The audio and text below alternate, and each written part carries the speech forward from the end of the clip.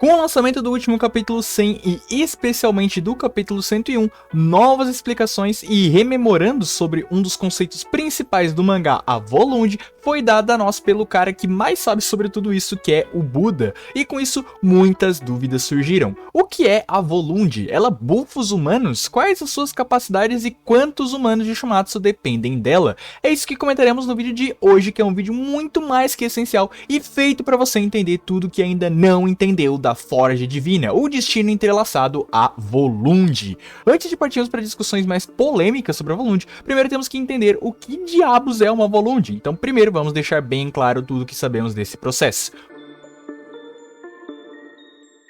Bom, essa eu creio que todos saibam, mas é sempre bom rememorar. Apesar de muitas vezes falarmos, né, a Volund do Adão, a Volund do Tesla, a Volund do Kim, é importante ter em mente que Volund não é um objeto. Volund é o ritual para forjar um tesouro sagrado. Volund, ou Volund, né, que seja, é o processo de forja de um tesouro sagrado na união de dois seres. Até por isso, a Volund é também chamada de forja do tesouro sagrado na RAW, justamente por forjar tesouros sagrados. E essa forja é feita justamente pelo processo dos destinos entrelaçados, explicado por Loki na conversa com um Buda. O destino entrelaçado é um processo onde Valkyria e humano juntam sua alma em uma só Lotus, compartilhando assim o mesmo destino, por isso o nome destino entrelaçado. E é isso que o Loki diz para o Buda, né, buscando que o mesmo confirmasse essa informação. Ou seja, o processo de Volund não se baseia em meramente criar uma arma divina. O que o Loki fala é a mesma coisa que a Hirst fala no capítulo 13 para a Gol. O ato de Volund não é meramente criar uma arma, e sim unir almas, e por meio dessa posta de almas que você consegue criar um tesouro sagrado extremamente poderoso. Esse é todo o conceito do processo de forja da Volund. A própria Hirst usa os mesmos kanjis de destino entrelaçado que posteriormente o mesmo Loki usa para o Buda, e o Buda repete nesse último capítulo 101 também, para vocês verem como esse conceito, né, de destinos entrelaçados já estava bem estabelecido no mangá. Bom, sabendo desse básico que Volund é o processo de fabricar armas, podemos voltar para outra característica comum dessa forja. Dita no capítulo 4, que voltaremos já mais tarde, o Hermes explica que o processo de Volund faz com que a Valkyria se transforme na arma mais adequada, mais apropriada para o seu usuário. Então, pro Lubu, que é um mestre em alabarda, vira uma alabarda. Pro Sasaki, que é um espadachim, vira sua Mono Roshizal. Pro Tesla, vira o super automaton que ele projetou em sua mente. E um ótimo caso é o Kim, que inicialmente vira uma ombreira, né, uma espaldeira, né, se torna uma espaldeira, justamente para apoiar o seu estilo de luta defensivo, e depois, quando o Kim quer apostar em um ataque total, ele precisa apostar em um ataque total, ela se torna uma arma mais adequada, mais apropriada para o Kim no momento, que é uma espada. Então sim, as Valkyrias podem mudar de forma meio que livremente, mas normalmente isso não é útil para a maioria dos lutadores, porque pro Lubu, pro Adão, pro Sasaki, pro Tesla, pro Raiden, enfim, para boa parte dos Zenheiar, tanto faz essa propriedade de mudar de armas, porque as armas mais apropriadas para eles são as que eles já usam, que vão dar mais chance de vitória para eles, que é a que eles usam já normalmente. Agora, o grande diferencial de cada Valkyria é a runa que elas têm em seu nome.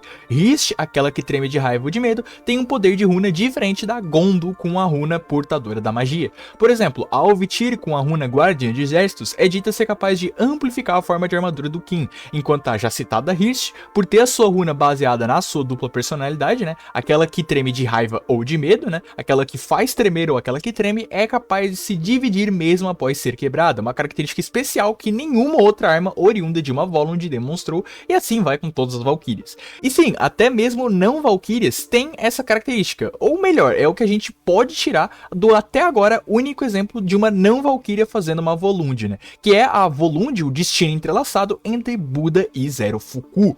Onde o Brunilde explica que o cutelo, que carrega ali, né, a alma do Zero, fazia parte do seu corpo anteriormente, está acumulando a compaixão do Buda e se fortificando com ela. Ou seja, a runa do Zero, entre muitas aspas, a runa dele, envolveria essa habilidade de absorver a compaixão do seu usuário, que no caso é o Buda. Então, basicamente, se Enhenhars diferentes fizessem Volunds com Valkyrias diferentes, na prática eles teriam a mesma arma, né? Mas a runa da arma teria algo diferente nela. Até por isso que a Brunilde planeja exatamente as duplas de Valkyria e Enhenhar, e sabemos que eles treinam a Volund, ou pelo menos deveriam ter treinado em alguns casos, né? E isso foi só a base do que são as Volundes, então se preparem que agora vamos responder os maiores mistérios dessa forja divina, começando pelo que já comentamos aqui, mas ainda gera bastante dúvida, o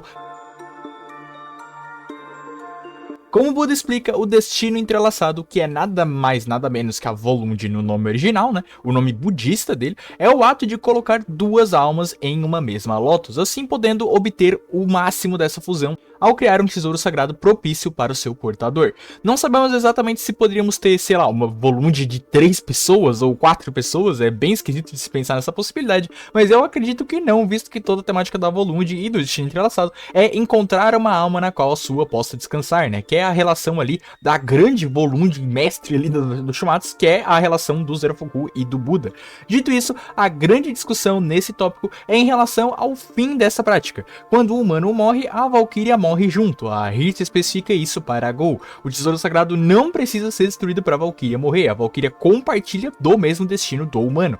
Agora, por outro lado, aconteceria a mesma coisa se fosse outra via? Ou seja, se o tesouro sagrado proveniente de uma Volund se quebrasse, o humano morreria? Essa é uma pergunta bem capciosa e muito boa, pois tanto sim quanto o não podem ser defendidos com argumentos do mangá. Para quem defende que sim, a explicação é bem óbvia. O nome da técnica é destinos entrelaçados, e somando as aspas da Hirst dizendo que eles lutam como um e vivem e morrem como um, é um forte argumento para dizer que mesmo se um tesouro sagrado fosse quebrado, o humano morreria junto. Entretanto, a opinião contrária também pode ser defendida, pois o mesmo Loki afirma dizer que a Volund coloca em risco a vida da Valkyria, e é isso que permite que os Einherjar encarem um deus. Além disso, temos o caso da Han Gris no começo do mangá, que mesmo após ser destruída na forma de arma, apenas volta à forma humana e só desaparece de fato, vai pra Nilfheim, depois que o Lubu é morto pelo golpe do Thor. Então assim, a opinião de que sim, se as Valkyrias fossem destruídas, o Einherjar também morreria, é possível de ser defendida. Mas eu iria mais pelo lado de que é apenas uma via única de quem se sacrifica e transforma o corpo em arma. Quem faz isso atrela sua vida ao portador dessa arma, e se o portador morre, logo essa pessoa que é a arma também morre. Só lembrando que o caso do Tesla é totalmente exclusivo dele, e o Super Automaton Beta se destruir após o uso de 3 bobinas é algo que faz parte única e exclusivamente do seu funcionamento, que é explicado pela Brunilde, ok? Essa foi bem rápida, né? Só para explicar sobre essa dúvida do destinos entrelaçados. Então vamos porque vocês estão esperando com tanto louvor, né? Chegamos em um dos potes de ouro do vídeo. Afinal, o processo de Volund dá buff, né? Ou seja, ela dá bônus de força nos personagens, ela deixa os personagens mais fortes ou não? Agora, sentem-se em suas cadeiras, deem o like no vídeo se ainda não deram e venham comigo. Para entendermos isso, temos que ir no momento em que o conceito de Volund é apresentado no mangá, onde Brunilde explica para Gol, lá no capítulo 3, que Lubu não teria uma chance contra Thor, pois a grande força dos deuses, o grande cheat code deles, né, a grande trapaça dos deuses, está em seus tesouros sagrados forjados no céu, que contra armas humanas destruiriam elas com um único ataque. E Brunilde complementa dizendo que um humano não pode vencer um deus armado. Ou seja, o que a Brunilde tá falando aqui é, que é óbvio também, né, que um humano com uma arma humana não pode vencer um deus com uma arma divina. Por isso que eles fazem a Volund, para igualar esse cheat dos deuses, para igualar a trapaça dos deuses, que são as suas armas divinas. Eles mesmos têm as deles na luta, por meio da Volund. Então, já percebam que logo na introdução do conceito de Volund, a gente não tem nada que diz que as Volunds amplificam a força dos personagens.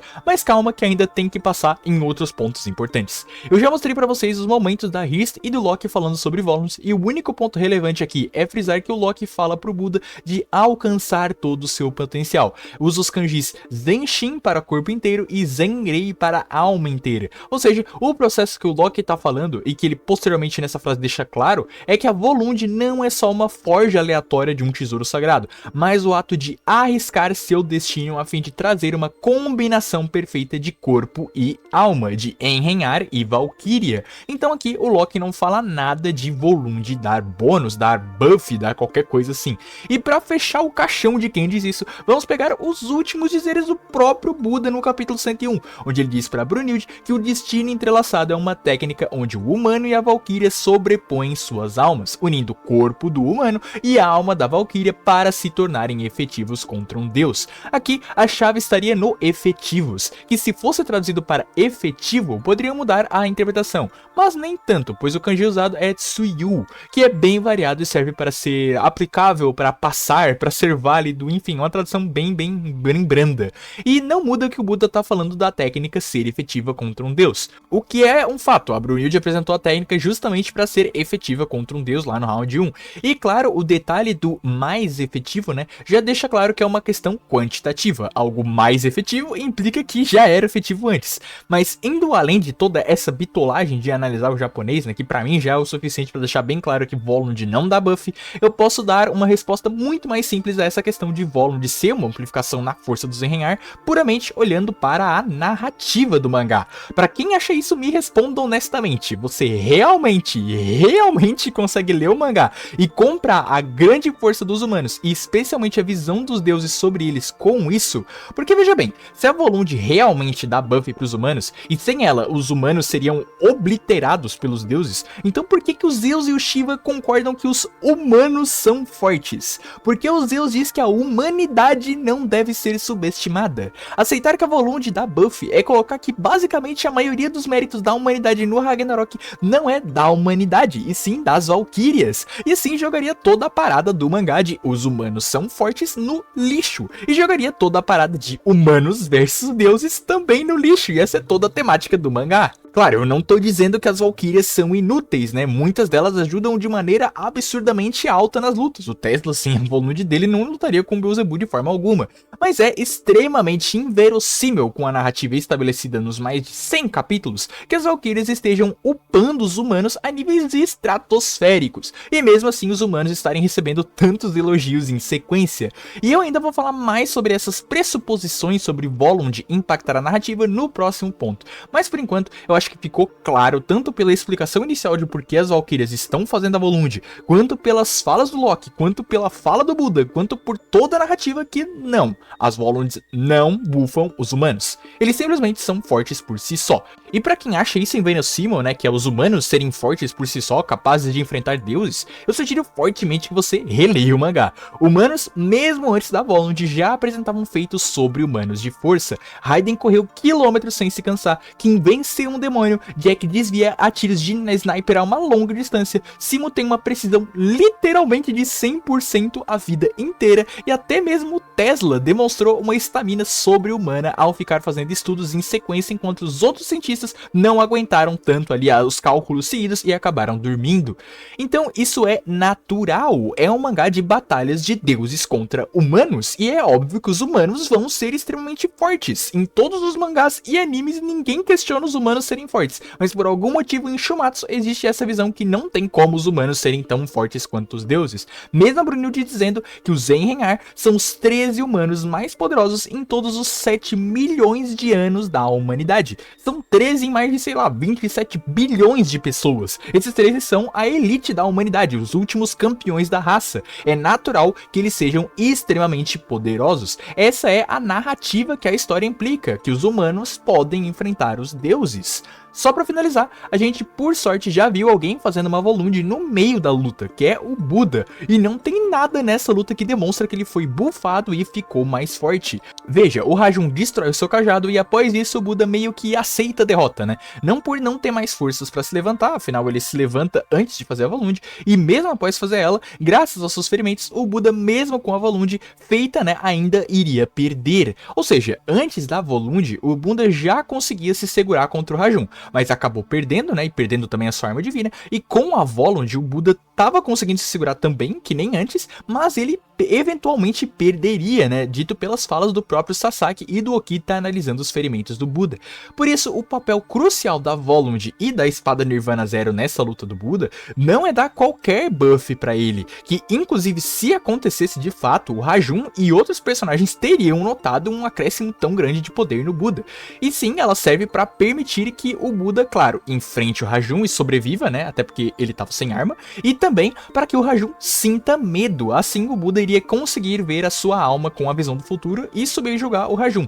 Então não foi graças a Volund, ou melhor, né, não foi somente graças a Volund que o Buda venceu. Se fazer a Volund desse um buff tão grande assim mesmo, a ponto de humanos que não tinham nem chance de enfrentarem até matarem deuses, conseguirem matar os deuses com uma Volund só, então o Buda, que já era um deus e fez uma Volund que supostamente é ainda mais forte por ser uma Volund com um Zero Fuku, que é um deus, deus, né, supostamente deveria ganhar um buff absurdo e deveria, assim, vencer o Rajun com razoável facilidade mesmo com todos os ferimentos, mas ele não ganha esse buff. Agora que eu terminei de elaborar tudo o que eu queria desse ponto, e sinceramente eu acredito ter provado o que o mangá sempre deixou claro, né, que a Volund não dá buff, vamos pro ponto final desse vídeo, que não abre tantas implicações quanto esse último, mas é tão esquisito quanto. Assim como a parada de dar buff que eu acabei de desmentir há pouco, essa questão dos humanos precisarem da Volund para ferir os deuses é muito discutida. Aqui não entenda errado, eu estou combatendo o ponto que sem a Volund, humanos não poderiam ferir deuses de maneira alguma, né? Muito baseado naquela parada da invulnerabilidade dos deuses natural, né? Opinião essa que normalmente vem acompanhada da Volund divinificar os humanos, por assim dizer. E ambas as opiniões são completas mentiras. Como já mostrei para vocês, os dizeres do capítulo 3 são Brunilde especificando que um humano com uma arma humana não pode vencer um deus armado, pelo simples fato que um tesouro sagrado de um deus irá destruir a arma humana. Notem que não tem aqui em nenhum momento que os humanos em si não podem ferir os deuses, e sim que armas humanas não podem ferir os deuses. Isso se confirma quando no round 4 o Hércules pergunta ao Jack se Brunilde não contou a ele que armas humanas não podem ferir os deuses. E o Hércules não falou que humanos não podem ferir deuses, e sim armas humanas. Tanto que temos diversos exemplos de humanos ferindo deuses no mangá. Adão ferindo a serpente, Leônidas ferindo o Apolo 2 vezes, Kim ferindo Ares e Raiden ferindo Shiva. Adão ferir a serpente é válido, é um exemplo válido. Pra quem não sabe, a serpente é um deus, e o Adão não tem nenhuma bobajada dessa de ele é imagem e semelhança de Deus, logo por isso ele consegue ferir deuses sem Volund. Isso é completamente headcanon, uma informação sem qualquer fundamento no mangá, e vale lembrar que apesar do Adão ser a imagem e semelhança de Deus, ele é um humano, né? Ele tá na lista dos humanos, ele é descrito somente como humano a todo momento durante o mangá. O Adão então sempre pôde fazer isso. Com o Raiden e o Shiva é outro bom exemplo, porque o Raiden fere o Shiva antes mesmo de ativar a runa da sua Volund e poder ali controlar os seus músculos liberados pelos 100 selos. Ou seja, na teoria, antes de ele divinificar o seu corpo, né, ele fere o Shiva antes de usar de fato o poder da Volund. No caso do Leônidas, ele machuca o Apolo tanto na hora da cabeçada, quanto também quando a Volund dele já foi quebrada e desfeita, né, quando ele tá lá socando o Apolo, ele dá uma arranhadinha na bochecha dele. E por fim, o caso do Kim, que é um dos mais marcantes, já que ele fere o Ares fora da arena sem sequer ter feito a Volund, apenas jogando ele de um lado para o outro. E muitos vão argumentar que o Kim só conseguiu fazer isso porque ele usou a forma de armadura no Ares, e assim jogou a energia do Ares contra ele. E de fato, ele usou a forma da armadura aí nessa cena, o Ares posteriormente confirma isso. Só que a forma de armadura é uma técnica que manipula energia cinética. Ele pega a energia do golpe do oponente e joga contra ele. E o Ares certamente não gera uma energia cinética divina pro Kim jogar contra ele, né? Energia é energia, gente. E o Kim só tá manejando a energia cinética natural que o Ares gera como o corpo. Ou seja, ainda é o Kim manejando essa energia e jogando contra o Ares, o Kim um humano e o Ares um deus.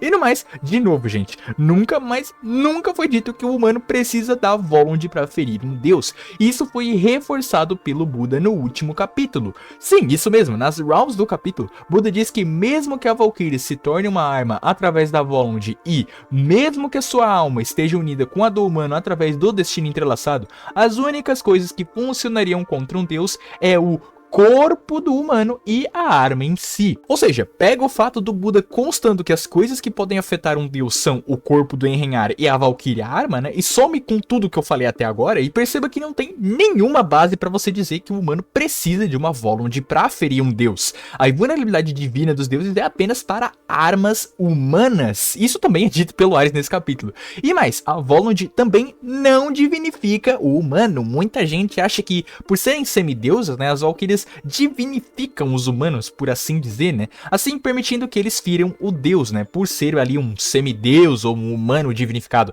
Mas não, isso também tá errado, tá completamente errado. E de novo, basta você analisar a narrativa, basta analisar a história do mangá que você vai ver que isso não faz o mínimo sentido. Quantas vezes no mangá, mesmo sabendo que os humanos fizeram Volund, os deuses ficam surpresos com o humano fazendo algum feito absurdo? São várias as vezes. O Kim refletindo Hades, o Hermes diz que não conhece nenhum deus e nenhum humano que poderia fazer tal feito. O Ares acha um absurdo o Okita, um humano, efetuar o Ama no Magaeshi, que é uma técnica divina. O Leônidas, quando deflete a flecha do Apolo, é chamado de humano. Pô, nesse mesmo capítulo duplo desse mês, o Loki brinca com o fato do Simo ser um mero e frágil humano. Se o Simo ou qualquer outro Einhar fosse divinificado, por que os deuses ficariam retratando eles como meros humanos em toda essa cena? Se o Simo fosse um semideus ou um humano divinificado, né, que seja, por que o Loki, que é um deus que sabe da Volund com muitos detalhes, usaria o fato dele ser um humano como ali uma zoação pro Simo, sendo que na teoria ele é um semideus ou um humano divinificado, que seja?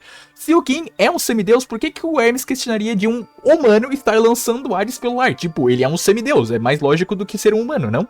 Se o Okita é um semideus, por que o Ares fica tão surpreso de ele completar o feito do Susanoo? Ele não é um semideus, ele não é um humano divinificado, não é muito mais fácil ele fazer esse feito? Se o Sasaki é um semideus por Volund, por que o mangá usa como narrativa do round 3 o fato do Sasaki pouco a pouco alcançar o limiar dos deuses, inclusive dizendo que pisou no terreno dos deuses, mas ele já não é um semideus? Aí que tá, nem o Sasaki e nem nenhum Einhar são um deus, um semideus, um humano divinificado, não são nada disso, isso não existe. E pra matar qualquer tipo de dúvida quanto a isso, vale lembrar que muita gente usa o volume 1 do artbook como um argumento para essa questão de divinificar, ou até do humano receber um buff pela Volund, pois o artbook usa o termo ato de transcendência para se referir a Volund, porém quem tá prestando atenção no vídeo já entendeu que esse é o mesmo termo usado pelo Loki de transcendência, que é colocar duas almas sobre a mesma Lotus. Isso não significa que o humano recebe buff, isso não significa que o humano é divinificado. Então por hoje eu acho que tá bom. Claro, Volund é um conceito essencial do mangá que com certeza pode ser mais explorado e explicado no futuro. Com o próprio Simo, obtivemos informações sobre o processo de Volund que são novas, né? Como o fato de que mesmo a arma sendo um tesouro sagrado, em condições normais a bala tirada não seria um tesouro sagrado. Então é possível sim que algumas informações sejam alteradas ou adicionadas aqui no vídeo no futuro. Porém, até agora, capítulo 101, tudo o que temos é isso que eu comentei no vídeo. Volunds não dão buffs em humanos e Volunds não divinificam o usuário, beleza? Sobrou alguma dúvida sobre a Volund que eu não respondi? Se deixei passar alguma dúvida sua, comenta aí embaixo que eu farei questão de responder. E em troca desse conteúdo completaço e extremamente necessário para fandom, te peço para mandar esse vídeo para mais pessoas que também não sabem dessas informações que são essenciais pro mangá, beleza? Como sempre, o agradecimento aos boosters do server Discord e aos membros de General de Guerra, Nada, Jonathan Blomer e João VKR, e Imperadores Celestiais, Erin e Martin UD, por apoiarem diretamente o canal. E meus agradecimentos a você que ficou até aqui, um abraço e até mais.